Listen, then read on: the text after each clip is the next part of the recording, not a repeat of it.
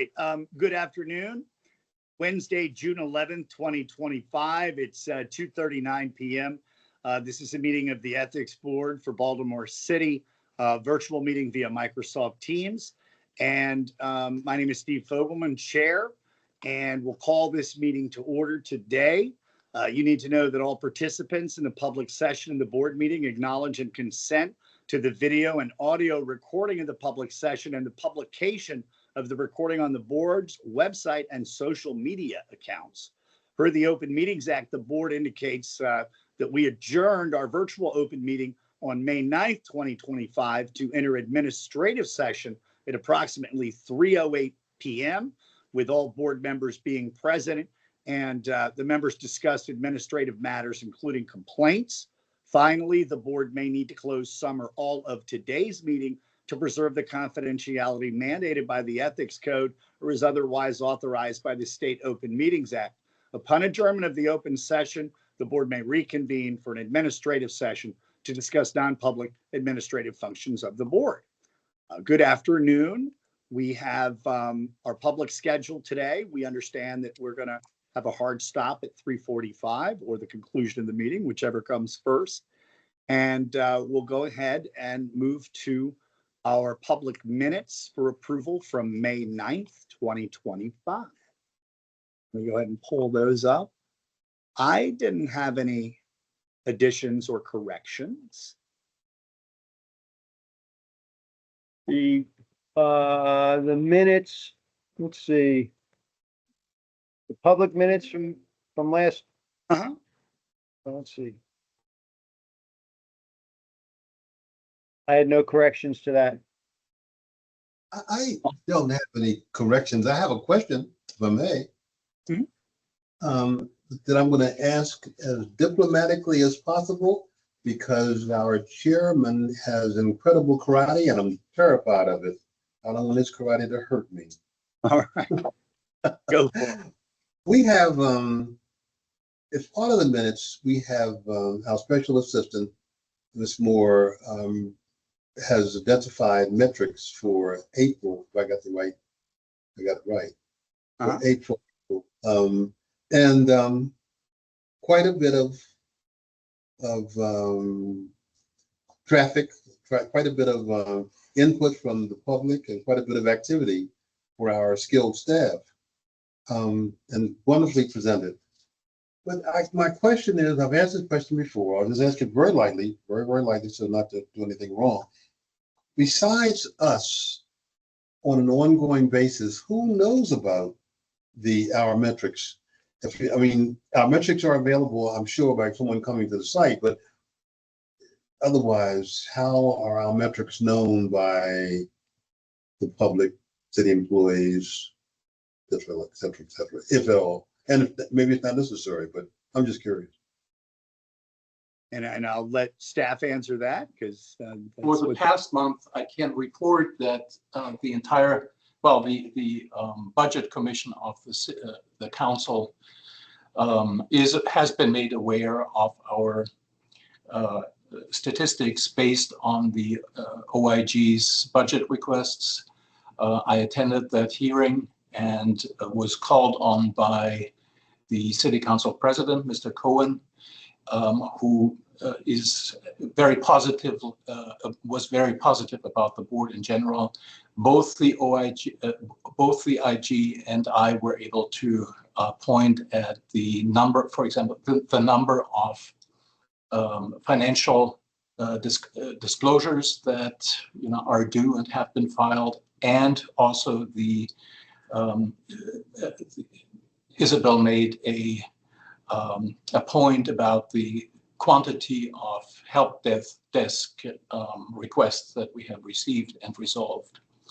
And the audience at that meeting was attended, or the meeting was attended by at least 3 or 4 members of the local press, as you probably have seen in the flurry of articles regarding the IG's request for an additional position. Thank you for the response, Chris. It was wonderful. I mean, in part, my question was driven by that I know that the IG is doing a superb job and would love to have a few other staff, 2 other staffers at minimum, to help her do the work she's done, which probably sometimes may end up being life-saving work, by identifying issues that may threaten the well-being of some of our employees and staffers in the city. Not to mention the public could be in jeopardy, and the IG may identify something that would make the public just one notch safer than they might otherwise be. That's good. I just, at a time when, if you allow me to just say, I'm a real estate broker and I have an agent who's running for an important office, fabulous person. If the person does get that office, the jurisdiction will be much better off because of that success. But to get that office, there's fundraising involved. And so he has to ask, that person has to ask for funds to get the word out.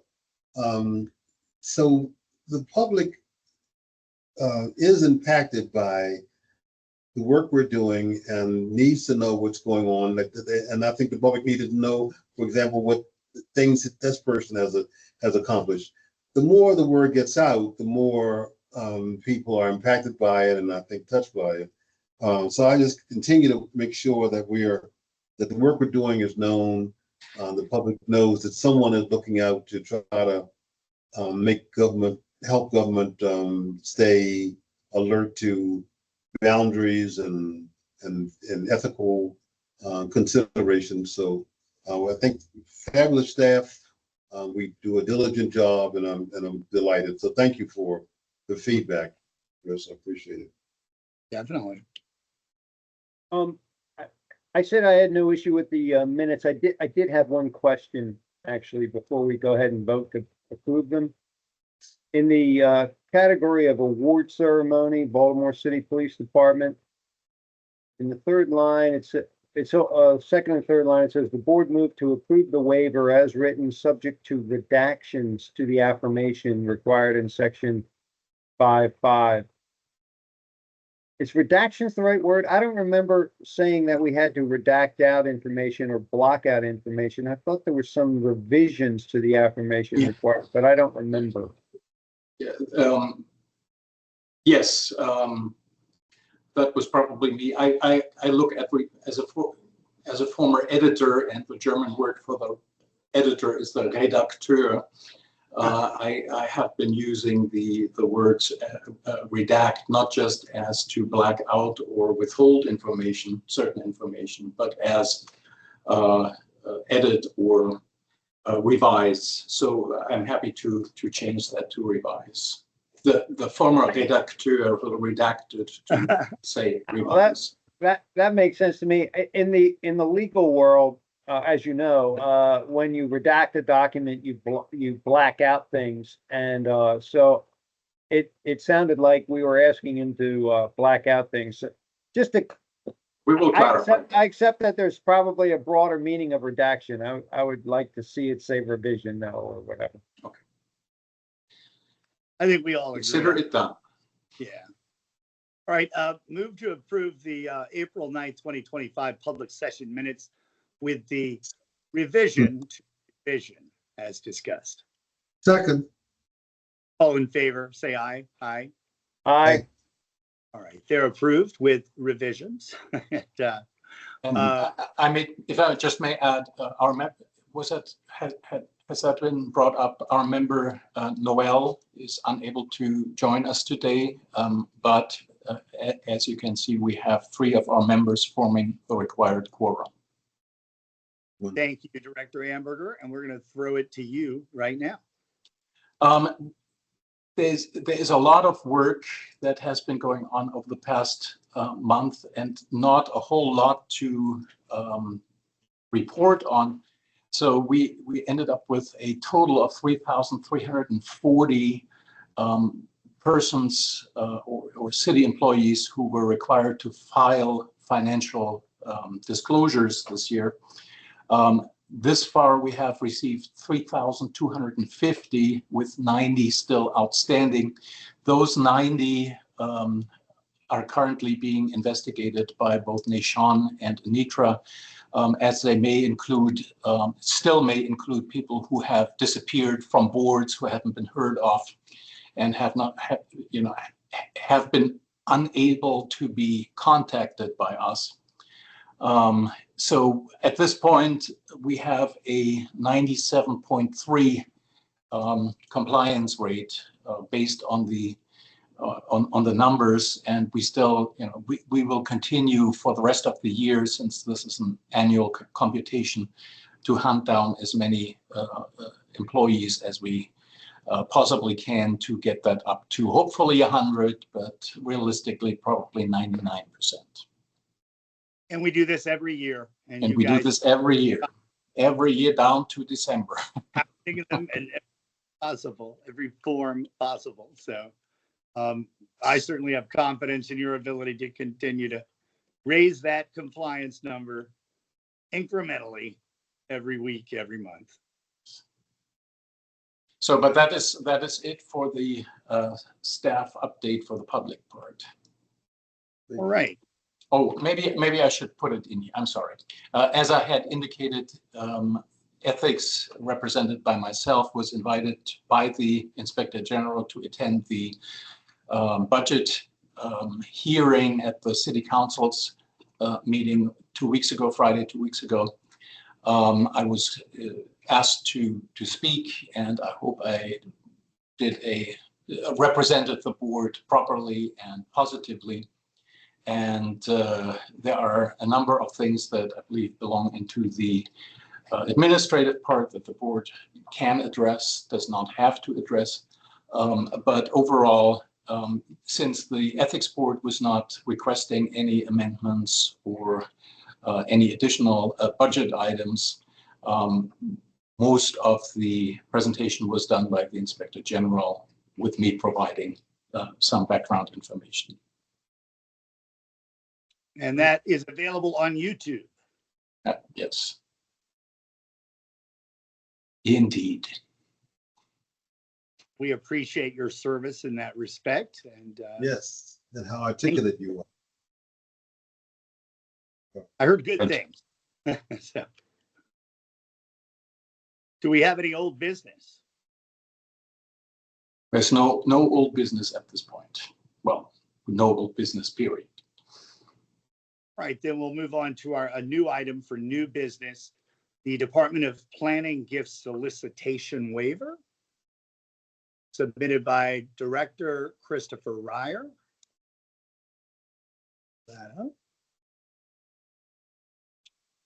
And we don't have any guests, do we, today? Does not look like we do. All right. We'll open it up for discussion. It's over $500,000 request to be held by the Civic Fund under 3 different accounts.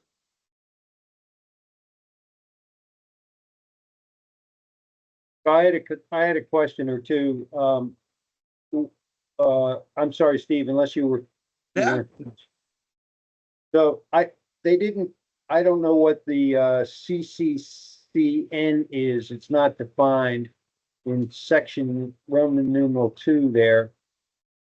They talk about the CCCN. I don't know what that, does anybody know what that is?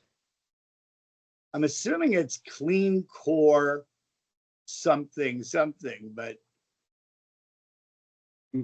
Maybe, but network, I'm thinking is the N. Yeah, I agree. I don't know either. and then it'd be nice to know what that is. And then down in section 5, something I know happened. what it is. I know what it is. It's What the is it? Baltimore City Connecting Children to Nature. Okay. All right, so that makes sense because they refer to that program later. In those terms. Yep, on section 2 of Part E. Yeah. You can find it on page 3 Roman numeral 1 on near the lower part of the page. It's spelled out as Baltimore City Connecting Children to Nature, number 281. That's Right. CCCN. That has to be the CCCN. Mhm. Yeah, Good. good sleuthing there, Arnold. And although I have to say, if it says Baltimore Cities Connecting Children to Nature, I don't know why it says Baltimore Cities. I mean, that's just not. I hope that's I not think- the real title, because there's only one Baltimore city that I know of, not cities. It said Maryland Cities Connecting Children to Nature. I'd say, okay, but anyway, that's not for me to name whatever this is.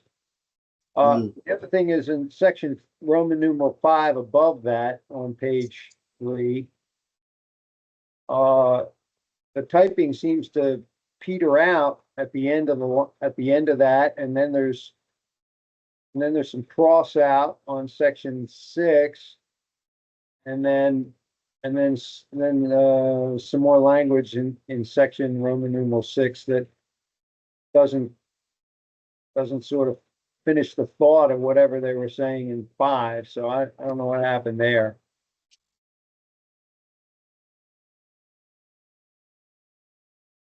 Anyway, I mean, these are questions for the person who's submitting it, seems to me. And then finally, I guess I wonder. It seems like $500,000 is a lot of money for a city program, and I continue to wonder why we have these programs that are funded in such substantial measure by donations from the community. I mean, if we don't have the money to do it, why do we have them? I mean, these are all people on the payroll, and they don't seem to have the resources to do what they're charged with doing, so they go out and pass the hat. And $500,000 is a pretty big hat. True, gigantic. If they did it, if one or two agencies did it, and once a year, that's one thing. But these seem like they come around with some degree of frequency, and you wonder doesn't the public get tired of seeing these solicitations? And what is their incentive for, ponying up with the money? I don't quite get it exactly. What is it they hope to gain, or whatever, from these donors? What's the donor's motivation for doing this, other than just being a good corporate or a good entity, a city entity, or civic entity? Well, there's obviously. Mm-hmm. This is not a political contribution, so there's a tax deduction, number one. Okay. Yeah. Hmm. And I say this every time, but has this already been approved by the Board of Estimates, Chris? I'm not sure. Well, the application says pending BOE approval, so Yeah. it doesn't look like they have it yet. Well, a lot of times we get these last. Yeah, it's actually in the law that we get them after the BOE. Yeah.